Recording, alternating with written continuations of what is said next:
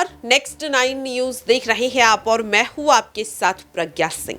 साल 2024 कई मायनों में खास है क्योंकि जहां एक और 22 जनवरी को रामलला की प्राण प्रतिष्ठा अयोध्या में होनी है, जिसे लेकर देशवासियों में उत्साह अभी से है, तो वहीं दूसरी ओर 14 जनवरी को कांग्रेस की भारत जोड़ो न्याय यात्रा की शुरुआत होने जा रही है।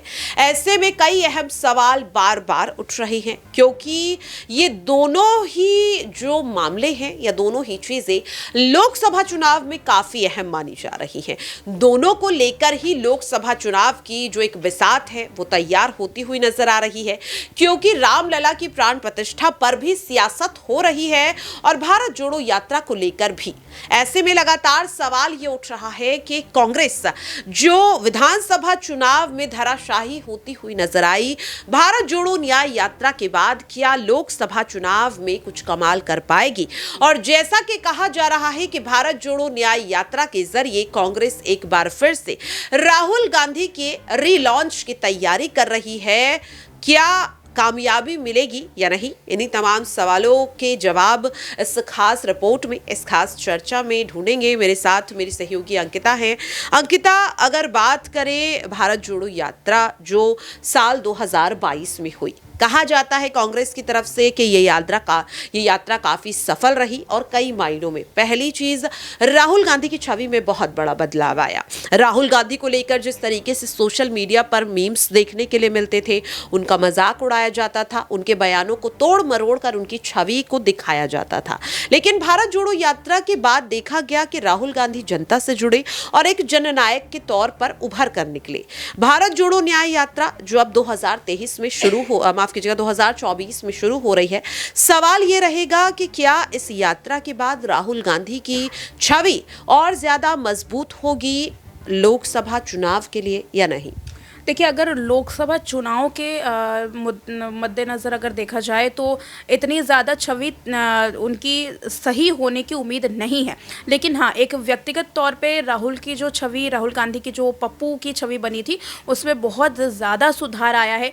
और यकीनन अगर आगे आने वाले वक्त में जब देखा जाएगा न्याय यात्रा जो होगी, इसमें राहुल गांधी को और पूरी कांग्रेस पार्टी को बहुत ज़्यादा जो मदद है वो मिलने वाली है, क्योंकि ये जो पूरी यात्रा है 14 जनवरी से जो शुरू होने वाली है, 14 राज्यों तक जो जाएगी, इसमें देखा जाएगा कि उन छोटे छोटे तबकों से होकर के जाएगी जो छोटे छोटे तबके प्रधानमंत्री नरेंद्र मोदी के राज्य में जो इस वक्त की हालात है उसको लेकर के नाराज़ है। लेकिन अंकिता, यहाँ पर आपको बता दूं कि जो भारत जोड़ो यात्रा थी वो पद यात्रा थी, यानी कि राहुल गांधी ने जितना भी यहाँ पर डिस्टेंस कवर किया उसमें वो पैदल चल रहे थे। लेकिन जो भारत जोड़ो न्याय यात्रा है ये बस यात्रा है, तो क्या बस में बैठकर राहुल गांधी या तमाम कांग्रेसी नेता इस बार जनता के बीच जुड़ पाएंगे? क्योंकि पैदल कदम से कदम मिलाकर चलना और एक सवारी में बैठकर चलने में फर्क है, तो क्या ये जो बस यात्रा है ये उतनी ज्यादा कारगर साबित हो पाएगी?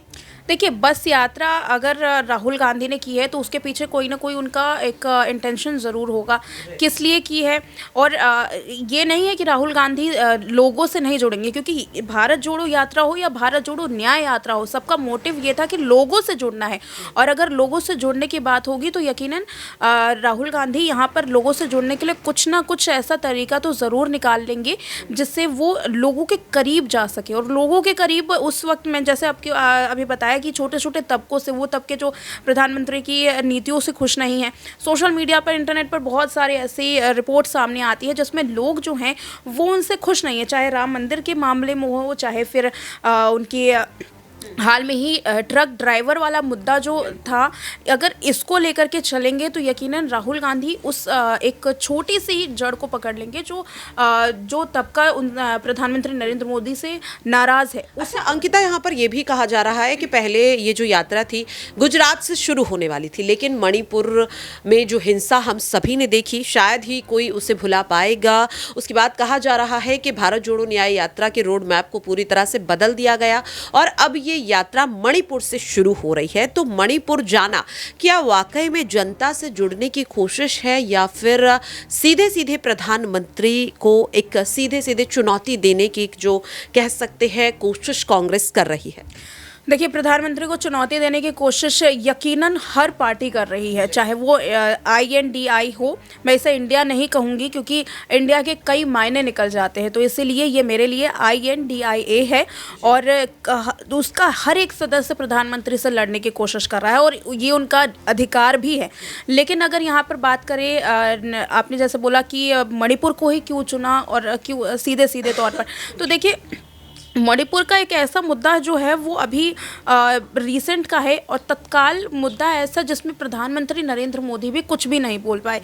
याद होगा 26 जनवरी 15 अगस्त के दिन जब चर्चाएं की जाती थी लाल किले के प्राचीर से, जब प्रधानमंत्री बोलते थे तो उनके हर एक भाषण में एक छोटे छोटे मुद्दे के बारे में ज़रूर बोला जाता था। लेकिन इस बार में नहीं हुआ, किसी भी रोड शो में नहीं गए, रोड शो में उन्होंने कुछ भी नहीं बोला।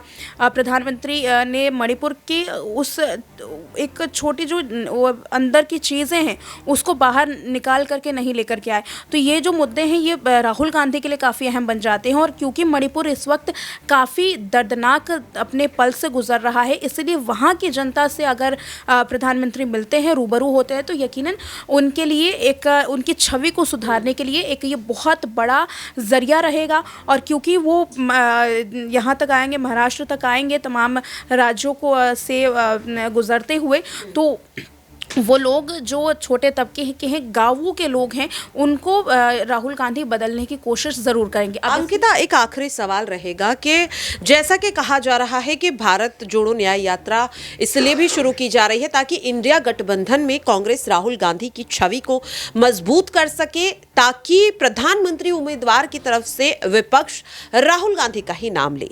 लेकिन सिर्फ इसलिए कि राहुल गांधी गांधी परिवार से ताल्लुक रखते हैं, क्या प्रधानमंत्री के लिए उन्हें विपक्ष की तरफ से आगे किया जाना चाहिए, या फिर आपकी नज़र में इंडिया अलायंस में और कोई ऐसा कद्दावर नेता है जो राहुल गांधी से ज़्यादा बेहतर रहेगा? देखिए, अगर गांधी परिवार से चुना जाए तो अब गांधी परिवार ये समझ चुका है कि परिवारवाद की जो राजनीति है इसको दरकिनार करके चलना होगा। मनमोहन सिंह के राज में भी था, जब मनमोहन सिंह को प्रधानमंत्री क्यों बनाया गया था ये हर किसी को पता है।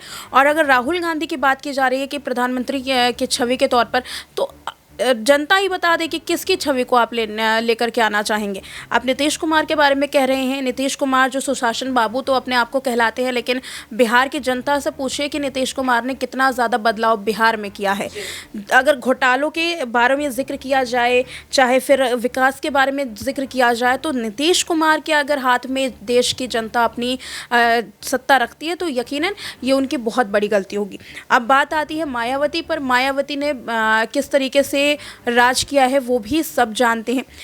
अगर इसमें ममता बनर्जी जो हैं उन्होंने अपने राज्य में बहुत बदलाव किए हैं। बंगाल जिस तरीके से था और उसमें जो नक्सली इलाके कुछ थे वो भी देखा गया था। अगर एक टक्कर वाली जो है वो ममता बनर्जी को देखा जा सकता है, लेकिन ममता बनर्जी और मैं कहती हूँ कि राहुल गांधी, ये दो ऐसे लोग हैं, ये दो ऐसा चेहरा है जो लोकसभा के लिए आगे खड़ा किया जा सकता है। लेकिन उसके अलावा अगर आप केजरीवाल को देखेंगे, नीतीश कुमार को देखेंगे, मायावती को देखेंगे, तो यकीनन मुझे लगता है कि INDIA की ये एक बहुत बड़ी बेवकूफ़ी होगी कि वो इस तरीके की चेहरे के साथ लोकसभा के चुनाव में खड़े हो रहे हैं, क्योंकि ये जो चेहरा है वो अपने आप में उतना मजबूत नहीं है।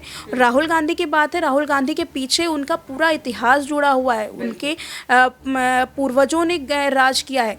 आप ये नहीं कह सकते कि कांग्रेस पार्टी ने इस पूरे देश को लूट लिया। निकाल करके देखेंगे, कांग्रेस पार्टी पहली ऐसी पार्टी थी जिसने इस देश के डेवलपमेंट में अपनी जो भागीदारी है वो दी थी। आज यही कांग्रेस पार्टी है जिसके राज में आप हॉस्पिटल्स में जा रहे हैं, आप यूनिवर्सिटी में पढ़ रहे हैं। JNU का इतिहास उठा के देखिए, एम्स का इतिहास उठा के देखिए, या अपनी किसी भी यूनिवर्सिटी के जिस राज्य में आप रहते हैं उसका इतिहास उठा कर देखिए। ऐसा नहीं है कि कांग्रेस ने कुछ भी नहीं किया, बल्कि कांग्रेस के राज्य में अगर आप पी चिदम्बरम को देख लीजिए, उनके राज्य में जो वित्तीय स्थिति थी वो कितनी ज़्यादा डमाडोल हुई थी और उसके बावजूद उन्होंने खड़ा कर दिया। फिर अगर आप मनमोहन सिंह के राज्य में देख लीजिए, मनमोहन सिंह जो कि PhD करके आए हैं, इकोनॉमिक्स की उनकी इतनी अच्छी जानकारी है, उन्होंने जब वित्त मंत्रालय संभाला था तब उनके पास कितनी अच्छी जो एक वित्त मंत्री के तौर पर उनको जो भी करना चाहिए वो कितना बेहतरीन तरीके से उन्होंने किया था। आज जो बीजेपी की सरकार कहती है कि हम 3 ट्रिलियन अपनी इकोनॉमी को बनाएंगे, तो आप 3 ट्रिलियन में से 1 ट्रिलियन इकोनॉमी 10 सालों में क्या आपने वो अपना लक्ष्य पूरा किया है? सवाल ये बनता है। दूसरा सवाल ये बनता है कि काले धन की बात की जा रही थी, कितना काला धन देश में आ गया? क्या इसकी किसी ने, आप इन मुद्दों को उठा करके 2014 से पहले लोकसभा का चुनाव लड़ा जाता था भ्रष्टाचार पर, लोकसभा का चुनाव लड़ा जाता था काले धन पर, लोकसभा का चुनाव लड़ा जाता था देश की विकास पर। आज साल 2024 का चुनाव लड़ा जाएगा राम मंदिर पर, साल 2024 का चुनाव लड़ा जाएगा आपके कृष्ण जन्मभूमि पर। उस वक्त चुनाव लड़े जाते थे यूनिवर्सिटीज़ पर, लेकिन उस वक्त के चुनावों के बारे में, उस वक्त के मैनिफेस्टो के बारे में कोई चर्चा नहीं करना चाहता, क्योंकि अब राम मंदिर जो है वो एक बहुत अच्छा मुद्दा बन चुका है। एक वीडियो सामने आई थी सोशल मीडिया पर, हाल में ही वो देखा था कि एक लड़की है जो कि ओबीसी वर्ग से ताल्लुक़ रखती है, उसने भी बड़ी अच्छी बात उठाई कि राम मंदिर का हम क्या करेंगे? क्या आप एक यूनिवर्सिटी बता दीजिए जो आपके राज्य में खुली हो, आप एक हॉस्पिटल बता दीजिए जो आपके राज्य में खुला हो। ऐसी बहुत सारी चीज़ें हैं, और मुझे लगता है कि ये चीज़ ये जो है ये पुराने मुद्दे हैं, और आज देश इतना ज़्यादा विकसित नहीं हुआ है कि आप नए मुद्दों को उठा करके चलें। आज भी देश की स्थिति ये है कि ABCD से ही शुरुआत करनी पड़ेगी। आज भी देश में उन्हीं मुद्दों को उठाना पड़ेगा जो पहले उठाते थे, और देश की जनता को ये बात समझनी होगी कि वो मुद्दे जो पहले चलते थे उसमें इतना विकास नहीं हो पाया है, उसको दोबारा से लाने की ज़रूरत है। महिला सुरक्षा पर आज तक भारतीय जनता पार्टी ने क्या कुछ कर लिया? अगर आप बोलेंगे कि नंबर बना दिया है, अगर आप बोलेंगे हेल्पलाइन नंबर से हमने ये कुछ कर दिया, तो बिल्कुल नहीं, कुछ भी नहीं हुआ है। हेल्पलाइन नंबर हो या कुछ भी हो, आज भी देश की स्थिति वही है जो पहले। महिला सुरक्षा एक मुद्दा ऐसा है जिस पे पहले भी चुनाव लड़े जाते थे, और लेकिन आज ये मुद्दा कहीं ना कहीं दब चुका है। तो अगर राहुल गांधी उन मुद्दों को उठाते हैं, ज़रूरत नहीं है कि वो कौन सी पार्टी से रखते हैं ताल्लुक़ रखते हैं, कौन से परिवार से ताल्लुक़ रखते हैं। ज़रूरत ये है कि वो मुद्दे कौन से उठाते हैं, और अगर वो ये मुद्दे उठा रहे हैं, अगर वो यूनिवर्सिटी के मुद्दे उठा रहे हैं, हॉस्पिटल के मुद्दे उठा रहे हैं, काम की बेरोज़गारी के मुद्दे उठा रहे हैं, काले धन के मुद्दे उठा रहे हैं, तो यकीनन उन्हें आगे करने में कोई बुराई नहीं है। अगर वो ममता बनर्जी हैं, अगर वो इस तरीके के मुद्दे को उठा रही हैं, तो उनको कोई बुराई नहीं है। आप केवल एक परिवार को देख करके कि ये उस परिवार से हम वोट नहीं देंगे, वो गांधी परिवार से हम वोट नहीं देंगे, तो शायद मुझे ऐसा लगता है कि उन लोगों को एक बार देश का इतिहास एक बार दोबारा से पढ़ना चाहिए कि जब देश स्वतंत्र हुआ था तो उस वक्त कमान किसके हाथ में थी, और आज तक जो इतना विकास हुआ है इसमें बहुत बड़ा हाथ जो है वो कांग्रेस पार्टी का ही है। तो कांग्रेस पार्टी के इतिहास को ज़रा पढ़े, और उसका इतिहास बहुत प्रबल है आज भी, और आगे आने वाले दिनों में भारतीय जनता पार्टी का अगर कोई तोड़ होगा तो कांग्रेस पार्टी ही होगी, चाहे उसमें कोई भी प्रधानमंत्री बने। वाकई में देखिए, समझना इस चीज़ को काफ़ी ज़्यादा ज़रूरी है, क्योंकि आज अगर आप तमाम डिबेट्स को देखेंगे तो हर कोई नरेंद्र मोदी की तारीफ तो करता है, लेकिन सवाल ये है कि 9 साल के कार्यकाल में विकास के मुद्दे पर कितना काम इस सरकार ने किया है।